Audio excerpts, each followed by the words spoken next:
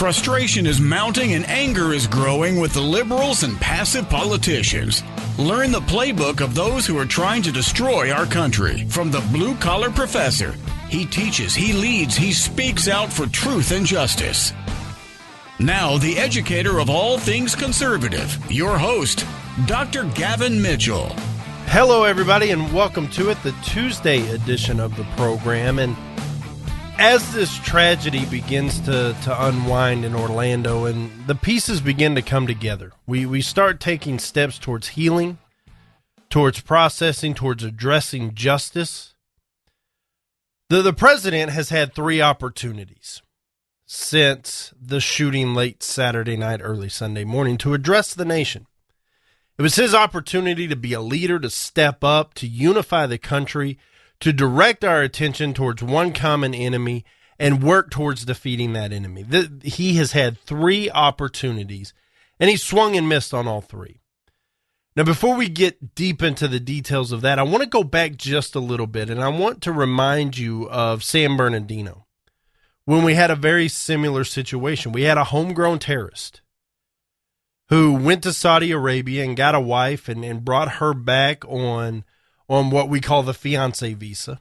She was able to come in, and they went and shot up a government Christmas party and killed 14, 17, something like that. And the president was criticized. He was criticized highly over this, about his reaction to it, that he didn't have his finger on the pulse of America, that he didn't understand how serious this was to us. And I was flabbergasted by such a comment. That this president could say that he was that detached from the American people that he didn't understand the effect it had on Americans. Because as Americans, we believe in this American exceptionalism. We believe this doesn't happen here. We believe that we are a free country that has the opportunities for us to succeed. And the violence we see on TV, the loading people up into the back of trucks because there aren't enough ambulances available as they bleed and being taken to the hospital, is something that happens maybe in the Middle East. It doesn't happen here. And it doesn't happen here because we're better than that. And I wished I could give you a better explanation of why it doesn't happen here, but we're better than that. We respect laws. We're a country of laws.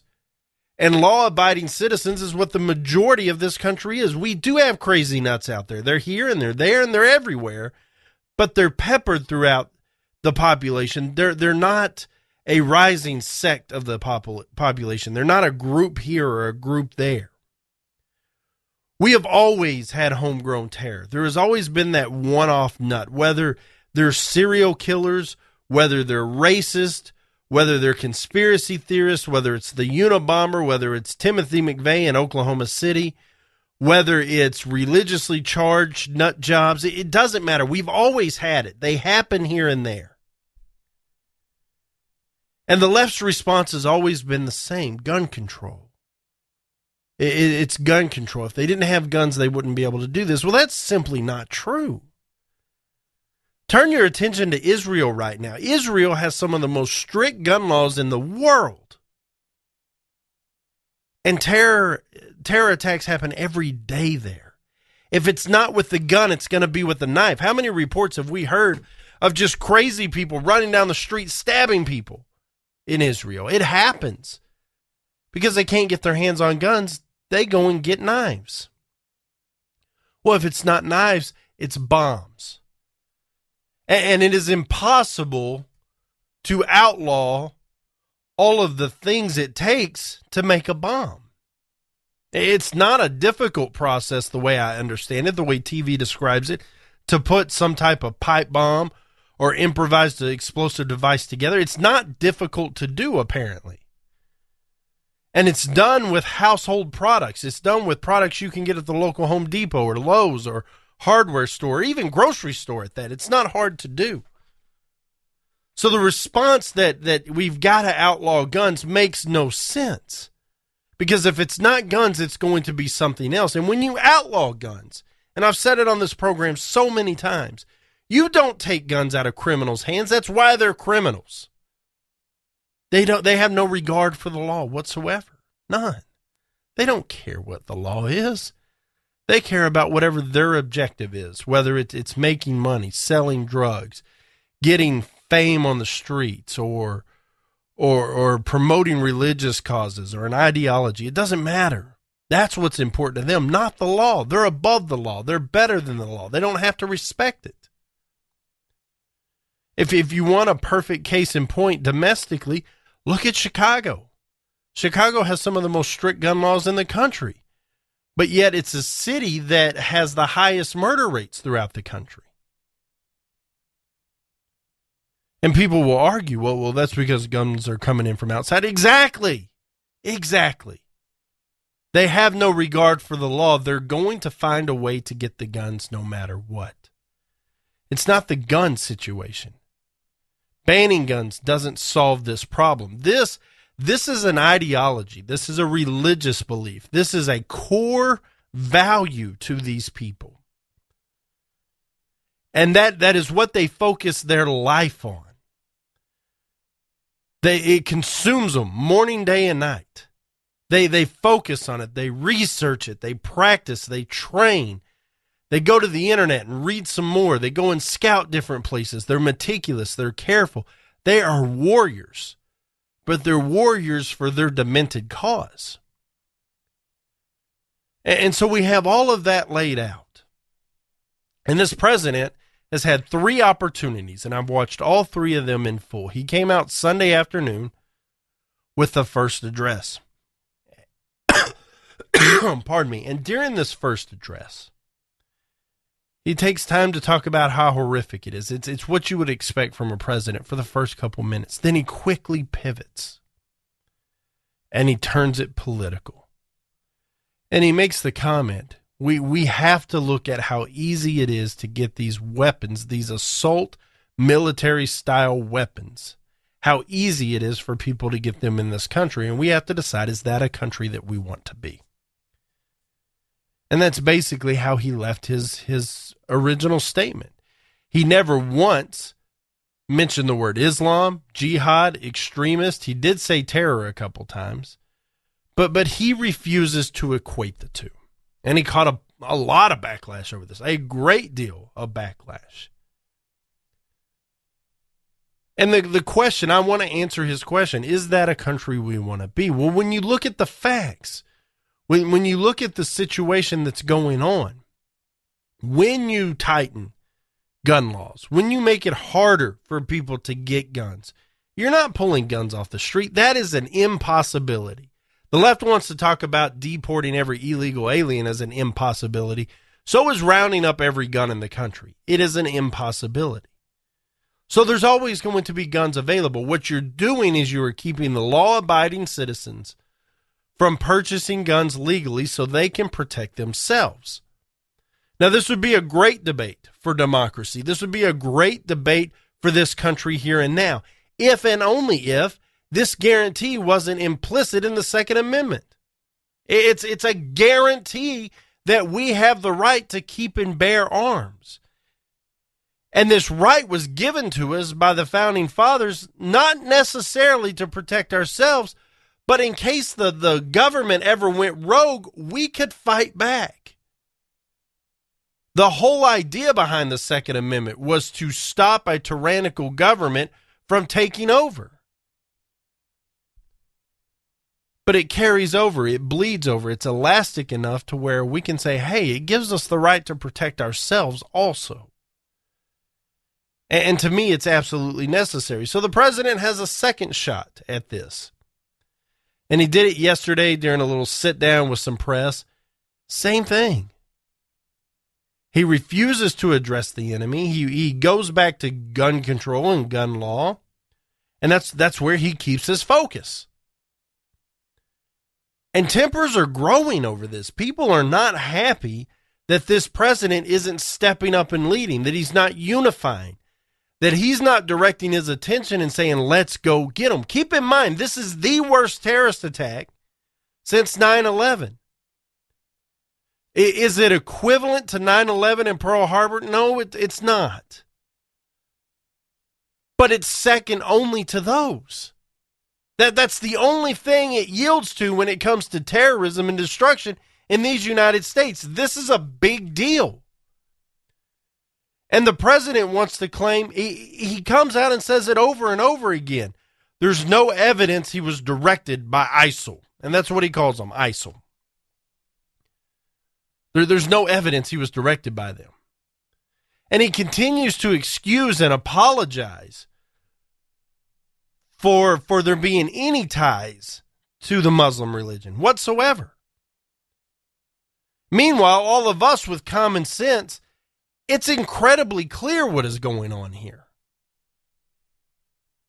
And as this thing unpacks and unfolds, the criticism gets heavier and heavier for this president. And so today he comes out and he makes his third speech in 3 days about this situation.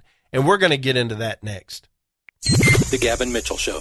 It's summertime again, ladies. Time to break out those sandals and give your toenails a little TLC. The nail technicians at Friendly Nails in Cleburne, Texas are ready to provide you with professional and friendly service. From manicures to pedicures and a variety of specialized services such as acrylic nails, facials, and waxing. Custom designs and a variety of stones to accent your nails are also available. The technicians at Friendly Nails are all licensed and trained in the latest technology and have experience applying every kind of polish on the market. So stop by and be treated like royalty. Relax in their massage chairs and unwind. Full body massage therapy is also available by appointment only. For all you guys wanting to give your special lady a little treat, $50 gift certificates are available now for $40, and anyone who mentions hearing about Friendly Nails on the Gavin Mitchell Show or KLIF will get $10 off any $50 purchase. Friendly Nails is open 7 days a week, Monday through Saturday from 10 a.m. to 7 p.m. and Sundays from 12 p.m. to 5 p.m. Located at 180 North Ridgeway Drive in Cleburne, Texas. Call them at 817-641-3400. Walk-ins are welcome.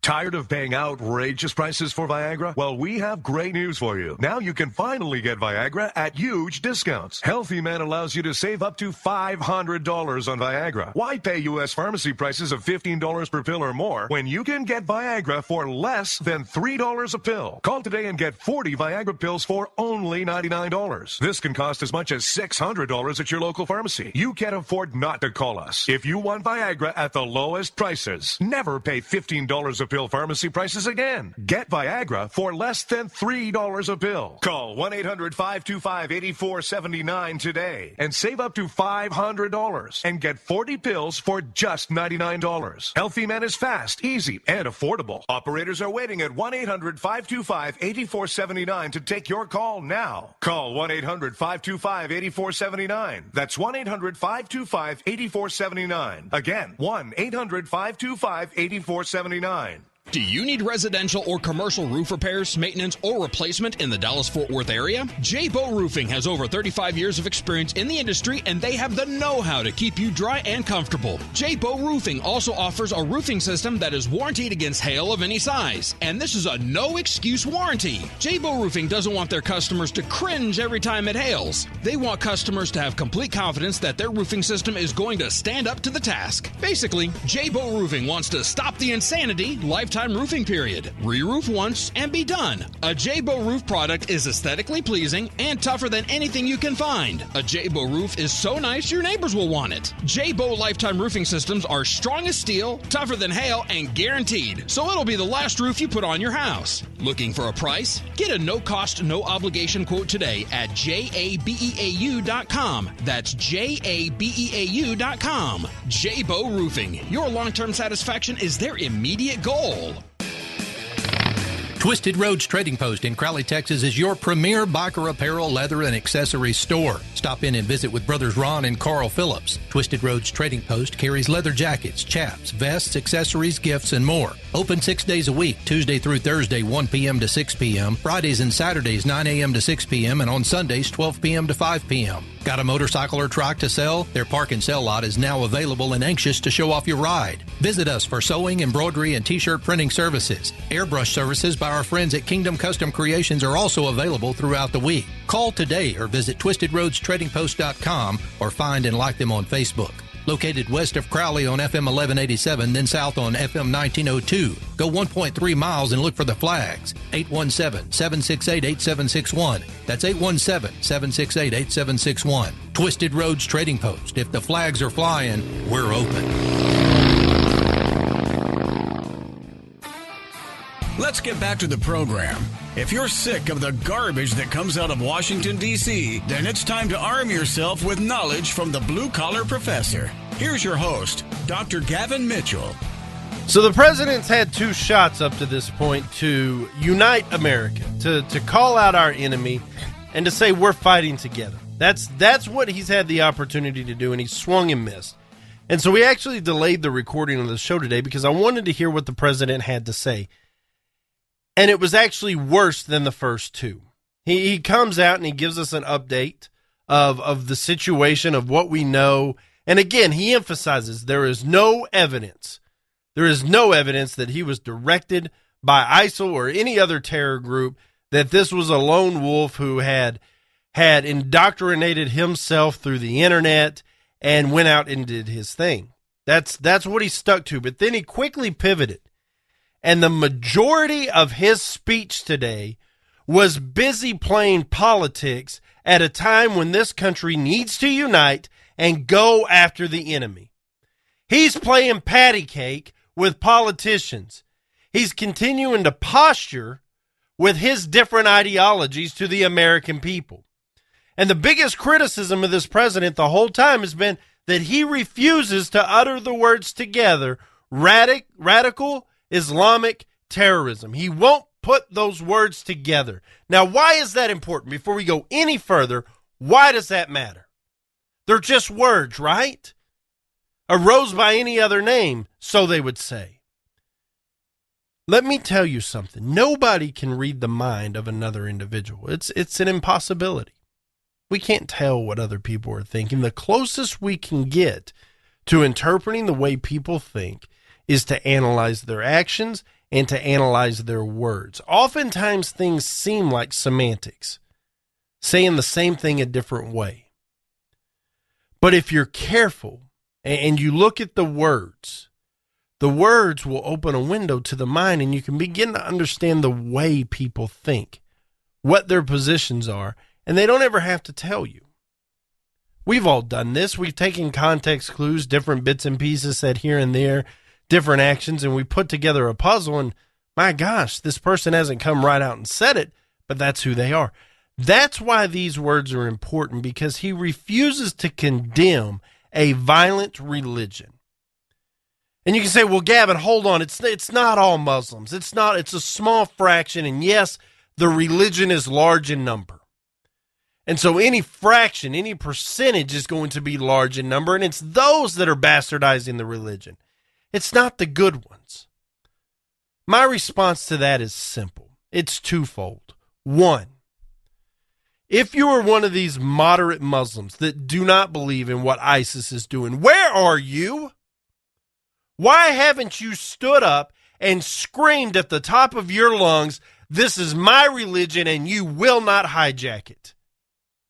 Where have you been? Where are you now? Nowhere to be found. Nowhere to be found. So if you don't want to be lumped into this group, it's time you pick up your sword and you start fighting. And when I say sword, I don't mean violence. I mean take a stand. Condemn this behavior. Let the world know that this isn't what you're about. Because this passive stance from these, quote, moderate Muslims is leaving us that aren't Muslims scratching our heads saying, well, what are they really about? Because I don't think it's a stretch. I don't think it's too far to say, you know what, when you read the Quran and you take it for its literal meanings, ISIS is right. They're following the orders of Muhammad right down to the letter. It's those that aren't violent that have deviated. And maybe that's why they're not saying anything, because they know Sharia law is supposed to trump everything. And in Sharia law, women are subordinate. Women are sex tools. Women have to ask men to go to work, to go to school. You have to have 4 male witnesses to rape to get a conviction. If you are gay or homosexual, the penalty in Sharia law is death. And that's just the tip of the iceberg. If you don't submit to Allah and Muhammad, death. It's submit or die. It is ISIS that is following the letter of the law. It's the moderates that aren't right, and that's why you don't hear from them. Call me racist, call me a bigot, call me a xenophobe. I don't care anymore.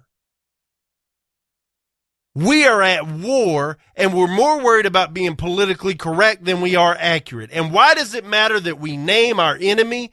Because it tells us we understand who we're fighting. We know who it is. We have identified them, and we are coming after them. And not acknowledging that this is radical Islamic terrorism by this president means that he's going to blame it on something other than religion. And then he's missing the whole boat. This is a war. It's a war on the West. It's a war on Christianity. And they are devoted to the point of death to eliminate us.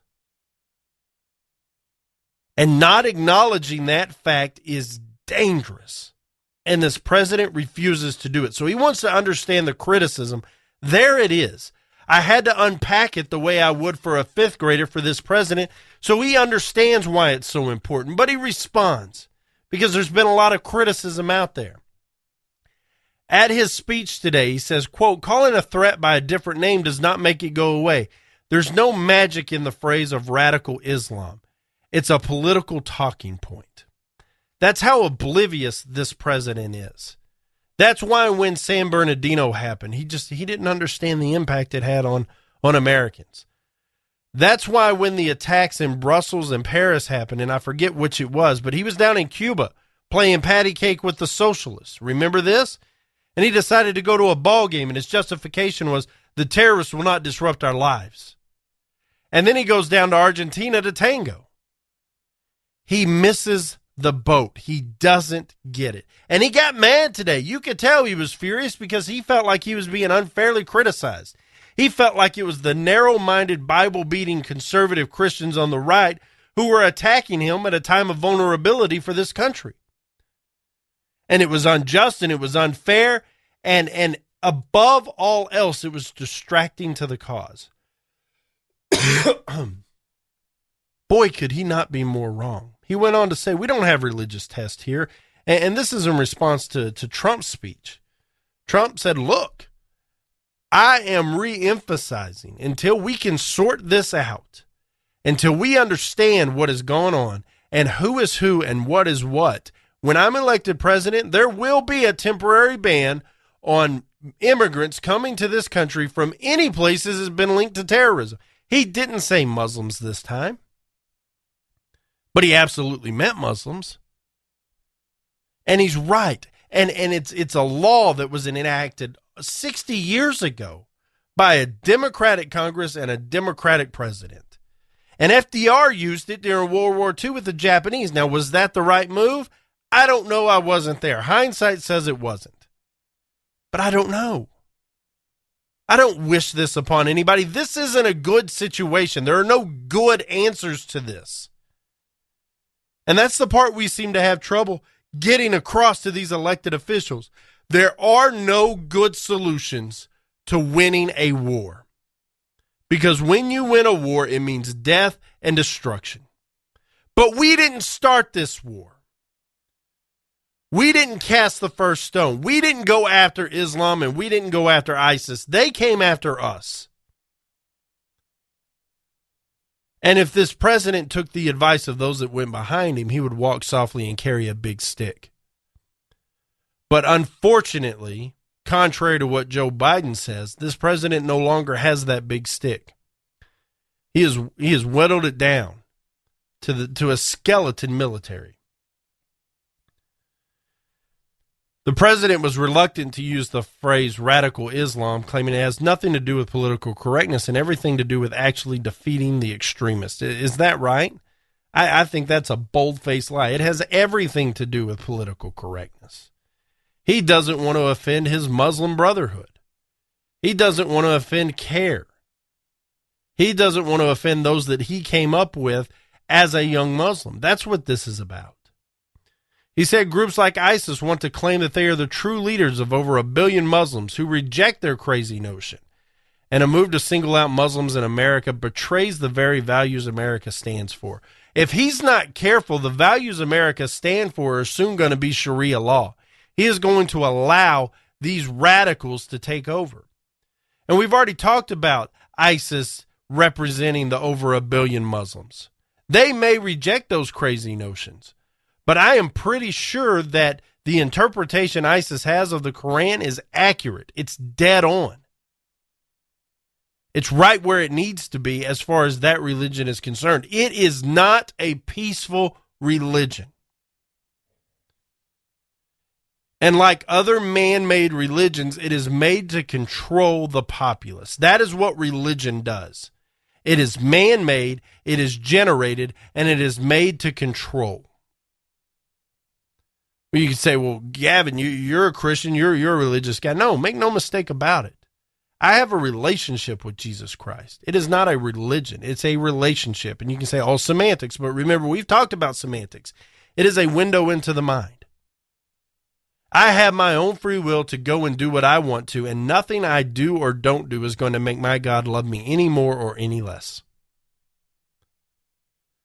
But out of my devotion for him, I do everything I can to follow his law. I ask for his strength. I ask for his wisdom. I ask for his discipline. And I fall short every day. But I have a relationship with my God. It is not a religion.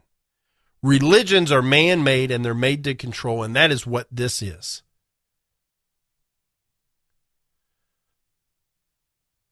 I just can't believe that this president is so oblivious to everything that's going on.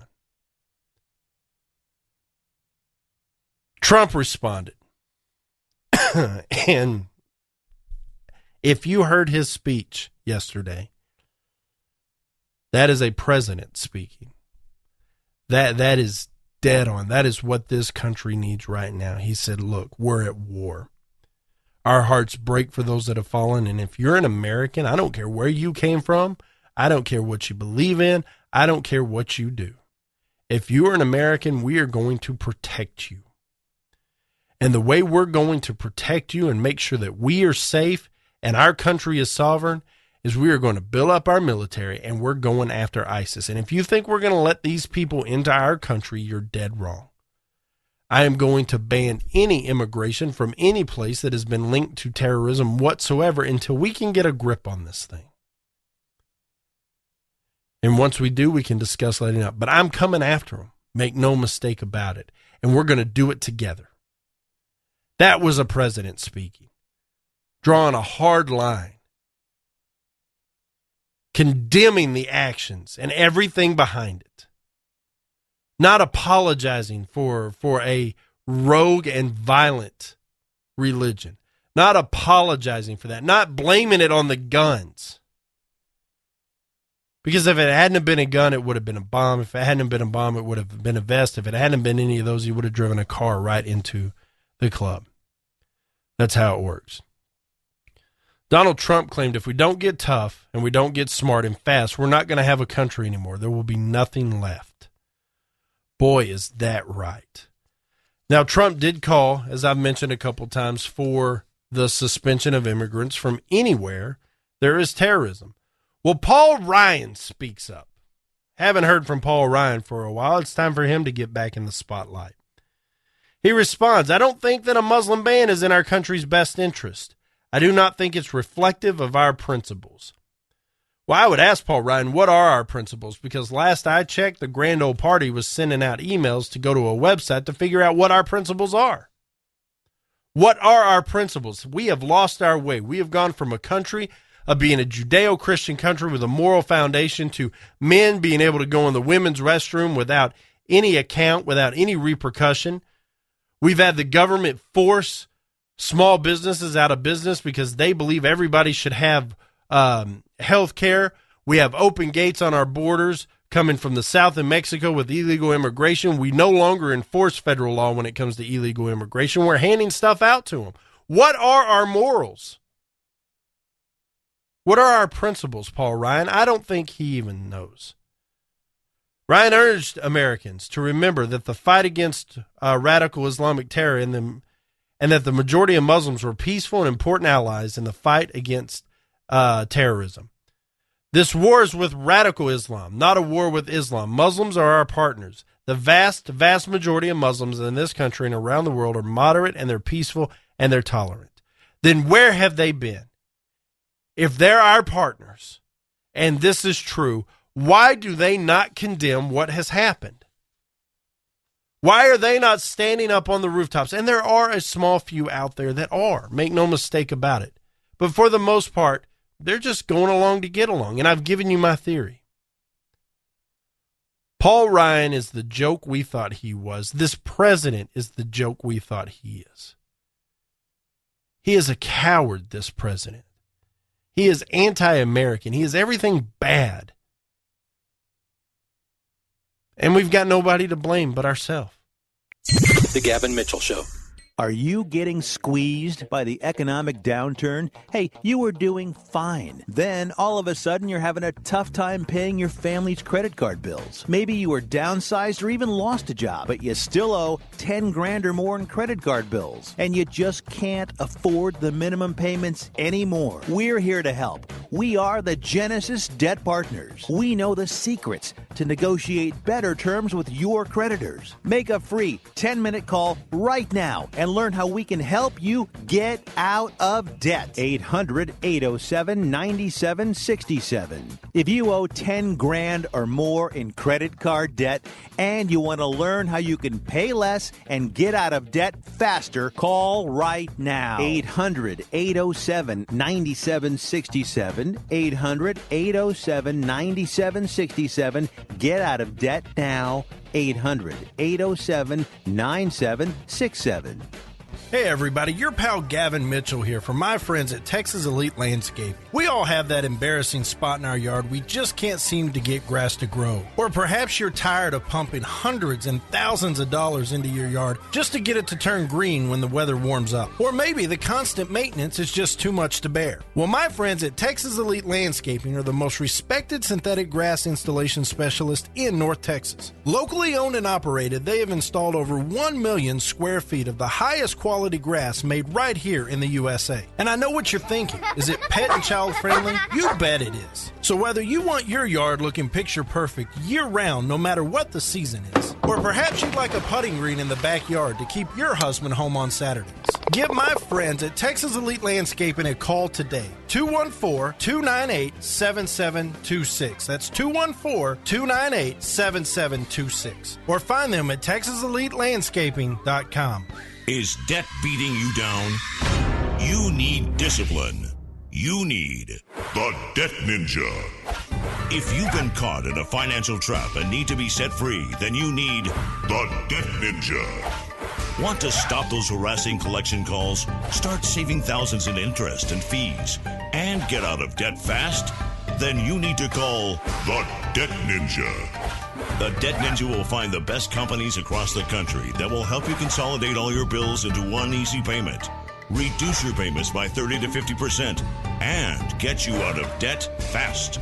If you have unsecured debt of $10,000 or more, such as credit cards, loans, or medical bills, call the Debt Ninja for a free 15-minute consultation. Call 800-824-3301. 800-824-3301. That's 800-824-3301. Call today. The Debt Ninja.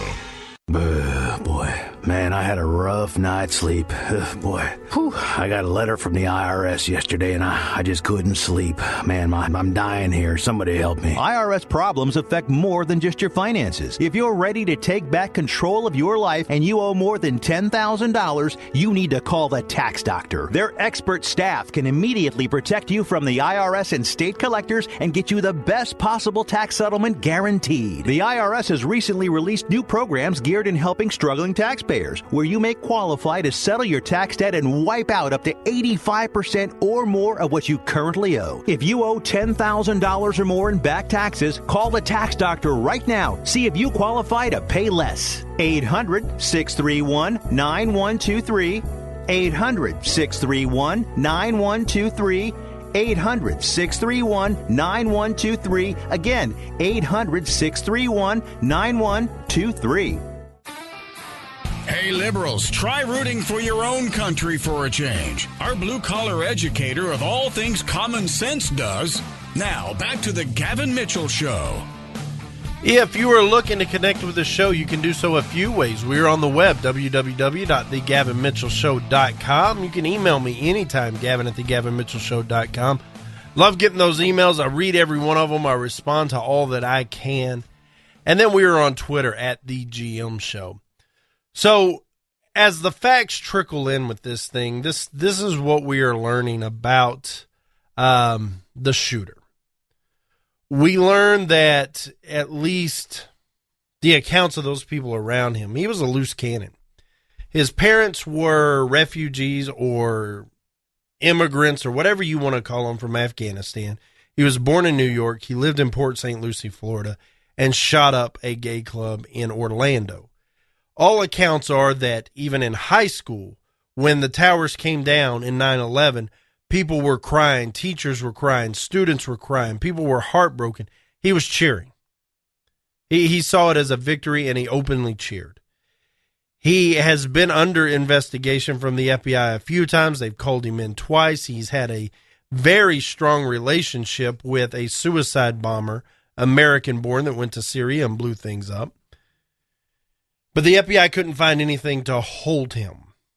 And so that's where we're at. He was married at one point to a lady in Colorado. They're divorced. She claims there was domestic abuse, but there's no domestic abuse in the divorce decree, which is weird, but it's not impossible. And all of the fellow employees that he has worked with through the years have said that this guy was a racist nut job. He talked about black people. He talked about women. He talked about gays. He was a bad guy. And people were afraid of him. There's even one count of a lady quitting her job because they were afraid of him. But the companies were afraid to fire him because they were afraid of discrimination charges. And so we fast forward to what we know here in the recent past. He now has a fiance/wife who is claiming she knew this was going to happen and she tried to stop him. But she didn't call the police. She didn't say, hey, this is where it at. In one report, unverified, she even drove him to the nightclub. And so she might be in a lot of trouble. He purchased the weapons legally. He had no criminal background, and the left is claiming, well, if we're watching him, he shouldn't be able to buy weapons. Unfortunately, in this country, we have a due process clause. You can't strip people of their constitutional rights without due process. But what gets even more interesting is that his father, who apparently has ties with the Taliban, or did, claimed that it was a man kissing a man that set him off. That's what kicked him through the uprights. And it made him so infuriated that he decided to go shoot up a gay club. Well, this is what we know. The New York Post saw an interview with his ex-wife on a Brazilian TV station, and it's his ex-wife's fiance that translated into Portuguese for her. She was married to Mateen, the shooter, for 3 months in 2009, and she claimed the Orlando murderer had gay tendencies and was once called gay by his father in her presence. But she said the FBI said, hey, don't tell this to the American media. This is bad. We'll talk about why it's bad in a second. The Palm Beach Post reports that a male former classmate of the shooter at Indian River Community College claims they used to go out to gay bars all the time, and that the shooter actually asked him out once romantically.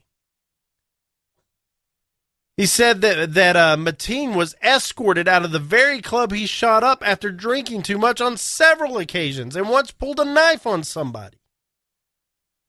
A guy who frequents the club that was shot up said that the shooter sent him messages using a gay dating app. Another patron of the same club that got shot up said that he saw the shooter on another gay dating app. So on and so forth. If all of this is true, and they've turned over passwords to accounts, these gay individuals, so that the FBI could verify this, if all this is true, then it wasn't the homosexual activity that set the shooter off. It wasn't it at all. It has to be a true act of religious terrorism. Even though he conducted himself in that manner and was one of them, he still believed in this higher God. He saw it as a fault, and perhaps the way he atones for his sin is to shoot him up. That's why this stuff matters. That's why him patronizing the gay clubs and engaging in gay activities matters. And that's why the FBI told his ex-wife, don't say anything to the American media, because if you do, it can't be a hate crime anymore. He's one of them. We can't spin this as gun control and hate crime. It now has to be an act of radical Islamic terrorism. You can't tell them. But now we know.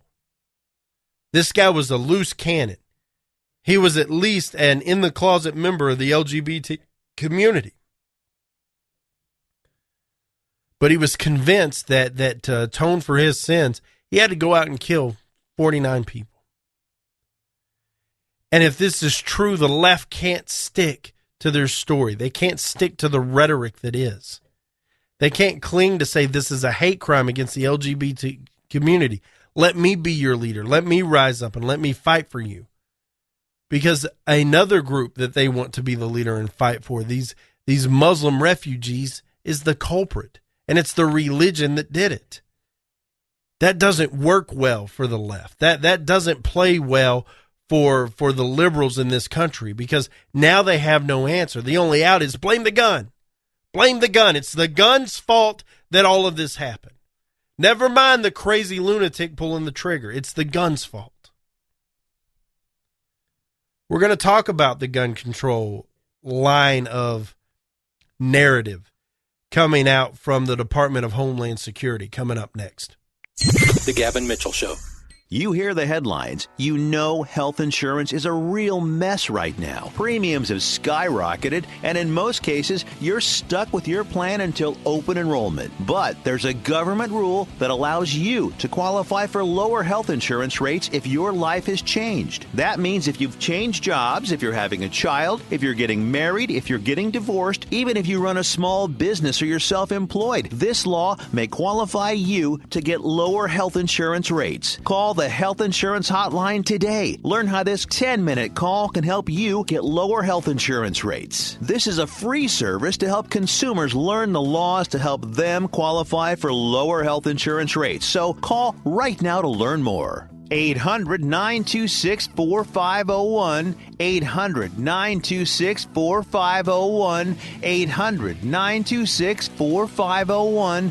800-926-4501. Hey folks, Gavin Mitchell here. If you're in the market for a new car or truck, Jerry Chevrolet in Weatherford has been family owned and operated for nearly 50 years, and my family has done business with Jerry for 25 of those.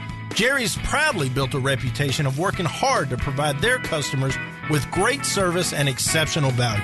Jerry Chevrolet has hundreds of new trucks in stock, and they are always marked with the absolute lowest price. Come test drive the Chevy Silverado or the Colorado today and get yourself a $25 prepaid Visa gift card for doing it. When you go online at jerrychevytexas.com, Jerry will offer you a $25 prepaid Visa gift card just for stopping in.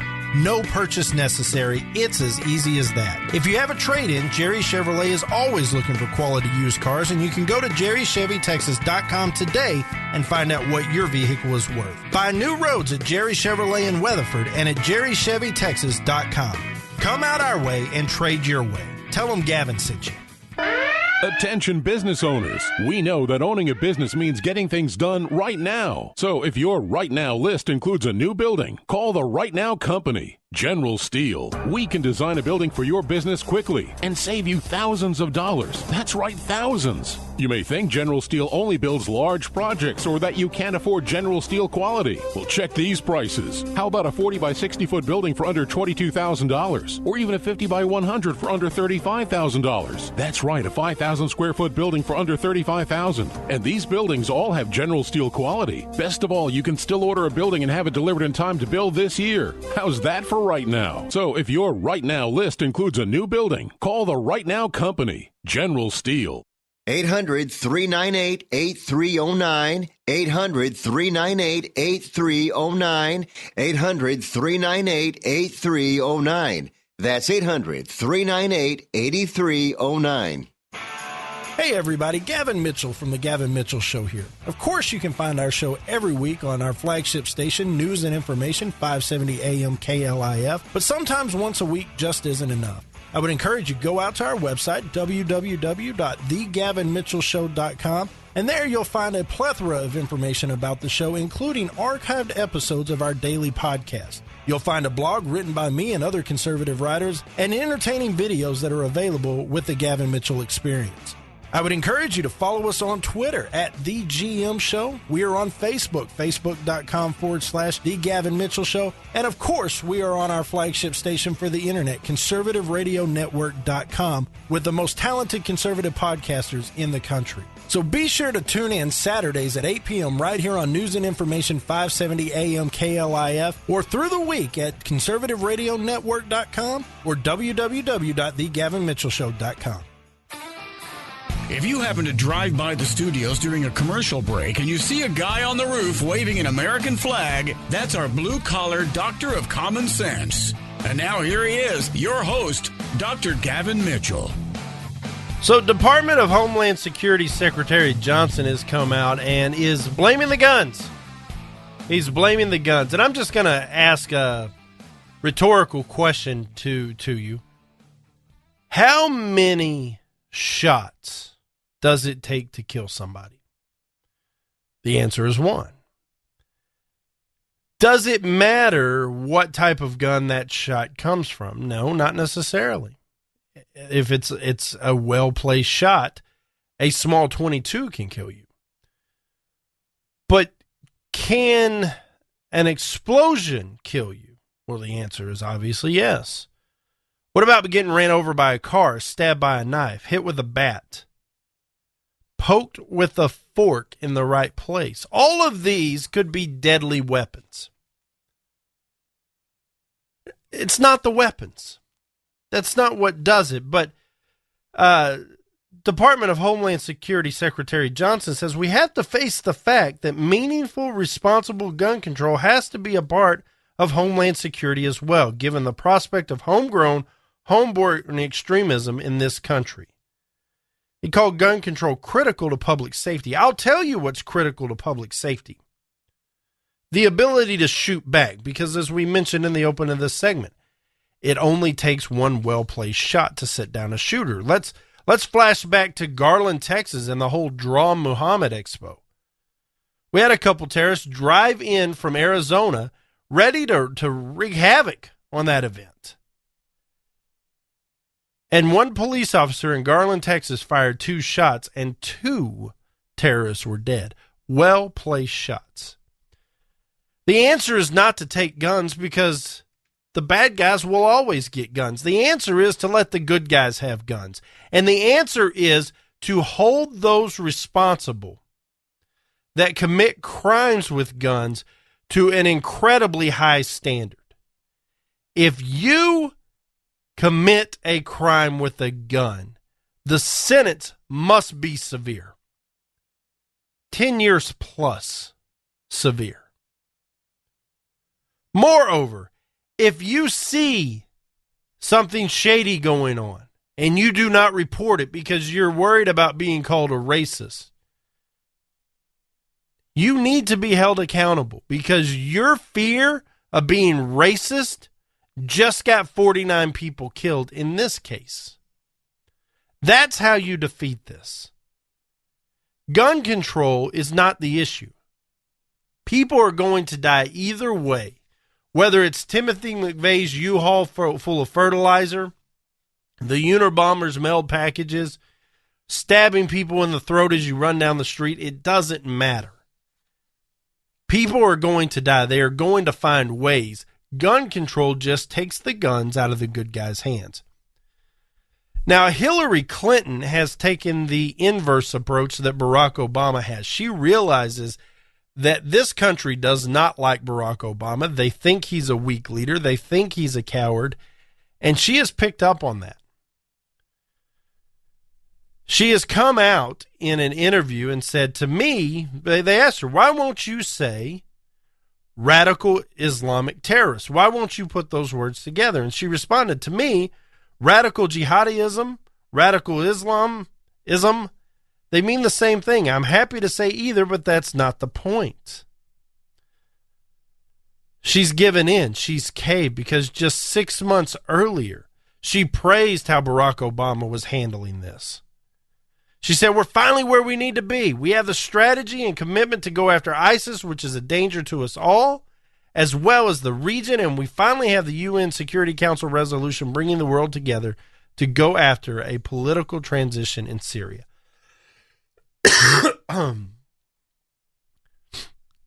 Clinton says that's how it is, that we need to battle them that way. We need to go after them there. And she's finally saying the right words. But if you put the pieces together, it sounds like just talk to me. I hate to say it, but that's what it sounds like to me. Because she has taken millions upon millions of dollars from these Islamic states, Saudi Arabia, Qatar, and many more. The same states that it is a crime punishable by death to be gay, where they subordinate women almost into slaves. She's taken tons of money from them, but no big deal. Well, Donald Trump's called her out on it, said, look, you need to give that money back. If you're serious about this, you need to give that money back. You need to start calling them what they are, and we need to go after them. This isn't a gun control situation. Now, she continues to preach gun control because she's a liberal. She's going to. But you can see her parting from Barack Obama. And if Hillary Clinton is serious about being president, if she wants to have any shot at winning this election, she needs to cut ties now. Because even the left is sick of this guy. Even the left has had enough. They felt like maybe he was doing good things with insurance coverage and entitlements, gay marriage and things like that. But he's crossed the line here. His continued recklessness and his continued disregard to address this situation for what it is has become obvious to the entire country. And they've had enough. He's weak. He will avoid controversy at all cost. And the American people are tired of it because the cost of that position is American lives. Now, Hillary Clinton's starting to pick up on it. She can see the frustration in the American people. She can feel the pulse. She can feel the rage. She can feel us unite as one American people. And the question now is, who's going to be the leader? Because this is coming down to a one-issue election, national security. Who is going to be the one to lead us? And Donald Trump is saying we're closing the borders, we're going to war, and we're going to protect America, and we're going to wipe them off the map.